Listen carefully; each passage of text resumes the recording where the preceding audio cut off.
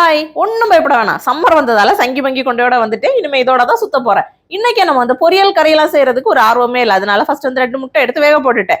ஏதாச்சும் one pot rice பண்ணலாம் அப்படின்ட்டு பார்த்தப்பதான் ஆல்ரெடி வாங்கி வச்ச பன்னீர் வந்து கண்ணில் மாட்டிக்கிச்சு. வாங்கி வச்சது எதுக்குன்னா பன்னீர் மோமோ செய்யறதுக்காக தான். அதற்கான வேலை இன்னும் வரவில்லை, அதனால நான் செய்யவில்லை. அதனால 3/4 பங்கு எடுத்து கட் பண்ணிட்டு மசாலாலாம் தடவி அதை வந்து ஊற வச்சுட்டேன்.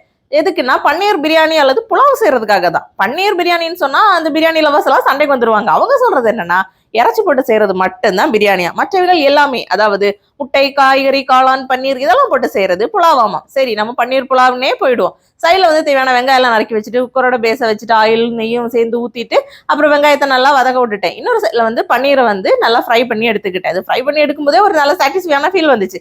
அப்புறம் ரைஸ் எல்லாம் கொட்டி ஒரு தம்மா செட் பண்ணிட்டு ஒரு 20 நிமிஷம் அப்படி விட்டுட்டேன். அந்த டைம்ல காலியான கிராசரிஸ் எல்லாம் ஃபில் பண்ணி வச்சுட்டு அப்படி சூப்பரா தம் வச்சு பார்த்தா நல்லா வந்திருந்தது. சேட்டனோட சிரிப்பு பார்க்கணுமே, அடடா அப்படின்னு ரொட்டியில வெயிட் பண்றேன். பாய்.